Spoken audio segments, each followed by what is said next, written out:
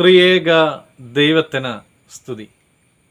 എല്ലാവർക്കും ഹെർമിറ്റ്സ് ടോക്സിൻ്റെ 601 ഭാഗത്തിലേക്ക് സ്വാഗതം. ഇന്നത്തെ പ്രഭാത ചിന്തയ്ക്കായി തിരഞ്ഞെടുത്തിരിക്കുന്നതായ വേദഭാഗം 2 പത്രോസ് 3 അധ്യായം 9 തിരുവചനമാണ്.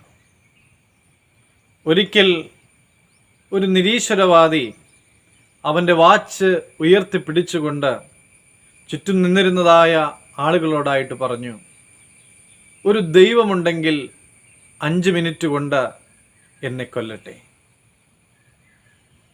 ആളുകൾ അവനെ തന്നെ നോക്കി നിന്നു. സമയമങ്ങനെ കടന്നുപോയി. 1 മിനിറ്റ് കഴിഞ്ഞു, 2 മിനിറ്റ് കഴിഞ്ഞു, 5 മിനിറ്റും കഴിഞ്ഞു. ഒന്നും തന്നെ സംഭവിച്ചില്ല.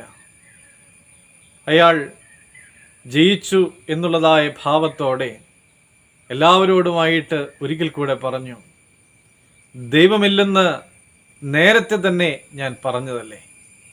അപ്പോൾ ഒരു ചെറുപ്പക്കാരി ഈ മനുഷ്യൻ്റെ നേരെ തിരിഞ്ഞിട്ട് അയാളോടായിട്ട് പറയുകയാണ്, നിനക്ക് 5 മിനിറ്റ് കൊണ്ട് ദീർഘക്ഷമയുള്ള ഒരു ദൈവത്തിൻ്റെ ക്ഷമയെ നശിപ്പിക്കുവാനായിട്ട് സാധിക്കുകയില്ല. കർത്താവിൽ സ്നേഹമുള്ളവരെ, നമ്മളെല്ലാവരും മാനസാന്തരത്തിൻ്റെ സുവിശേഷം ശ്രവിക്കുന്നുണ്ടെങ്കിലും ശരിയായ മാനസാന്തരത്തിൻ്റെ അനുഭവത്തിലേക്ക് വരുവാൻ ഇന്നോളം നമുക്ക് സാധിച്ചിട്ടില്ല. എങ്ങനെ ജീവിച്ചാലും കുഴപ്പമില്ല എന്നുള്ളതായ ചിന്തയോടെയാണ് നമ്മൾ ജീവിക്കുന്നത്. ദൈവത്തിൻ്റെ ദീർഘക്ഷമ ഒന്നുകൊണ്ട് മാത്രമാണ് ഞാനിന്ന് ഈ ഭൂമുഖത്ത് ആയിരിക്കുന്നത് എന്നുള്ളതായ ഒരു ബോധ്യത്തിലേക്ക് വരുവാനായിട്ട് നമുക്ക് സാധിക്കണം.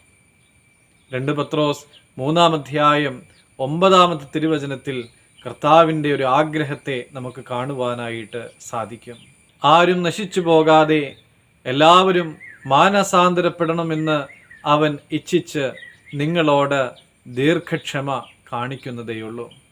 അതേ പ്രിയമുള്ളവരെ, കർത്താവ് നമ്മളോട് ദീർഘക്ഷമ കാണിക്കുമ്പോൾ കർത്താവിനോട് ചേർന്ന് വസിക്കുവാൻ നാമും പരിശ്രമിക്കണം. ദൈവം അനുഗ്രഹിക്കട്ടെ.